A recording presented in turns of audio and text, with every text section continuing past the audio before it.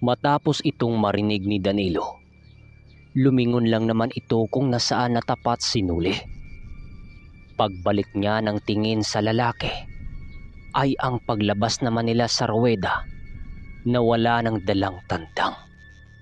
Sa pagkakataong yun, doon na napagtanto nila Nuli na hindi biro ang kinakaharap nilang mga sabungero.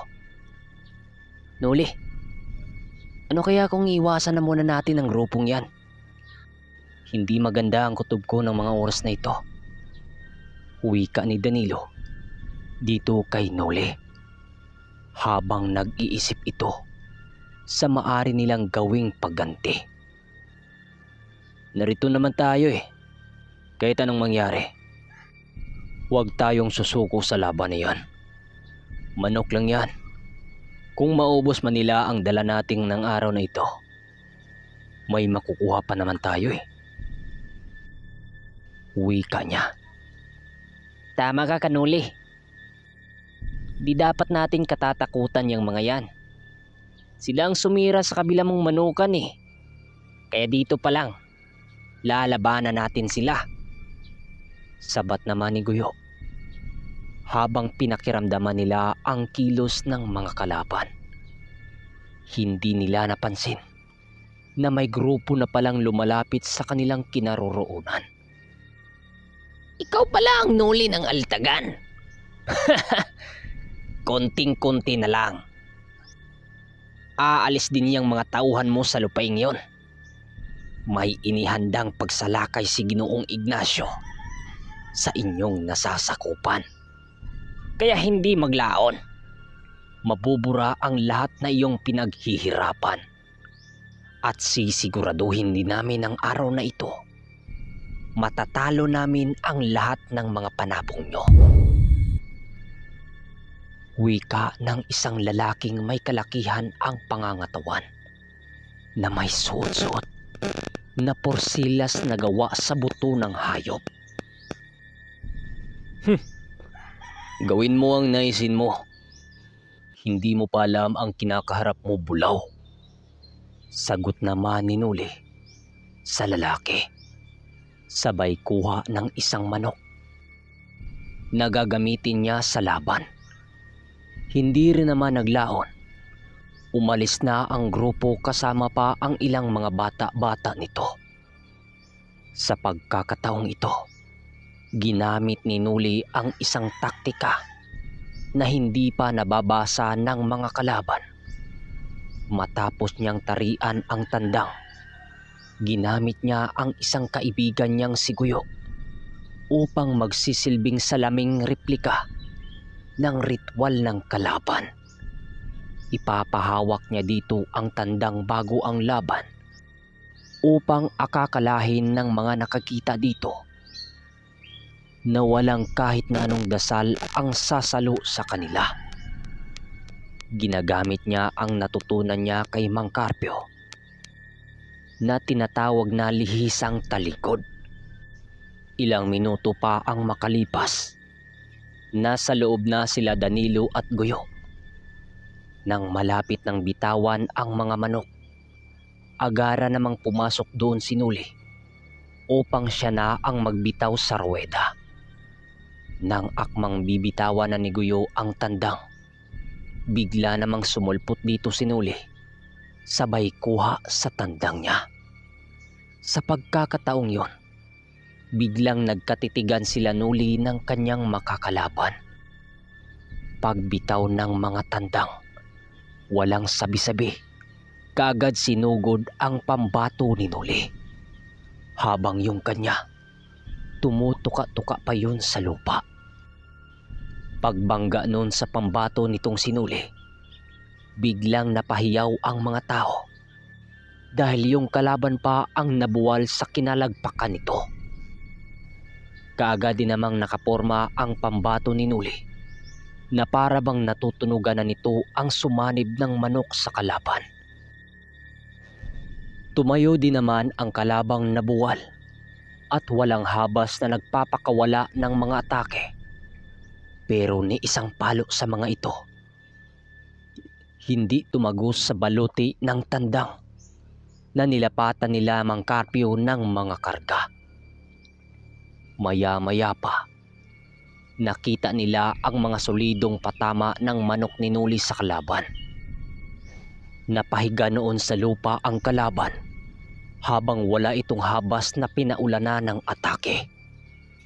Ang akala noon ng pangkat nila Nuli, hindi na makaganti pa ang kalaban. Pero laking gulat ni Nuli nang biglang animoy may humablot sa kanyang pambato papaatras. Doon nalaman ni Nuli na hindi pala nag-iisa ang nagtulong-tulong sa kanya, kundi napakaraming mga salamangkirong nakikialam na nakapusta pala sa kalaban. Pero dahil sa bagsik na gamit na pinahiram ni Mang Carpio sa kanya, hindi umubra ang aral ng mga kalaban na yon. Nang makita ni Nuli ang panghihina ng gabay ng kalaban, nakita na lang ng kalaban na hindi na gumalaw ang kanilang tandang.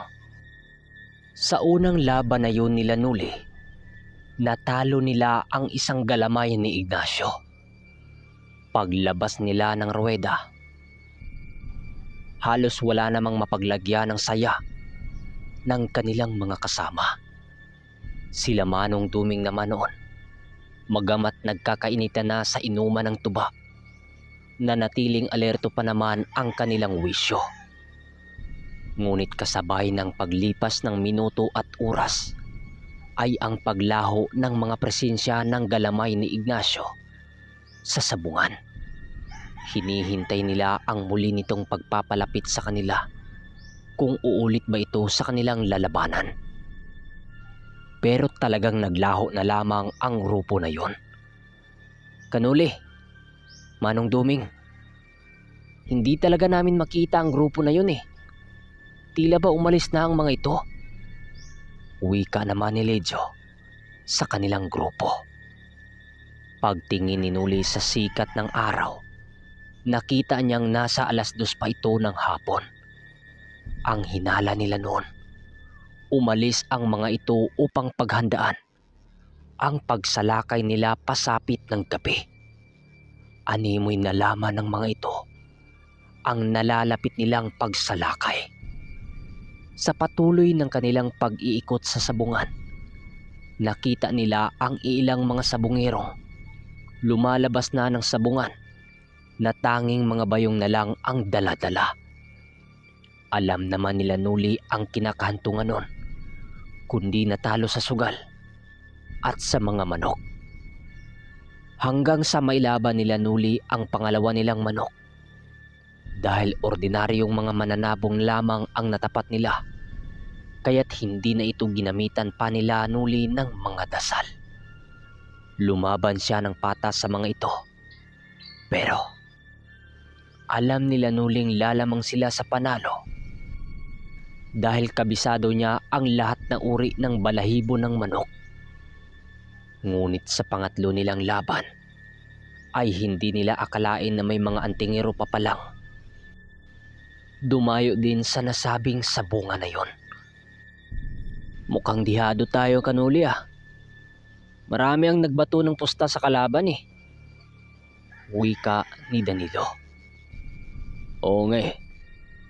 Alam kong hindi basta-basta ang matandang makalaban natin. Dahil si Mang Baston ang makakarap natin sa ruweda. Kanina pa yung nakatingin sa atin eh. Dati pang alam kong may alam yan si Mang Baston. Tugon naman ni Nuli. Ilang saglit pa, pumasok na sa ruweda ang matandang makakalaban nila. Nanlaki ang mga mata nila Danilo dahil pulang mapusyaw ang dalang manok nito, kung saan talo sa balahibo ang manok nila Nuli. Agarang kinuha nila Nuli ang manok na hawak ni Guyo dahil hindi ordinaryong mananabong ang kanilang kinakaharap. Alam naman ni Guyo ang ganitong kilos ni Nuli, kaya't ibinigay na lang nito ang tandang. Hinimas-himas lamang ni Nuli ang tandang, sabay ihip ng mga dasal na galing sa birtud niyang hawak.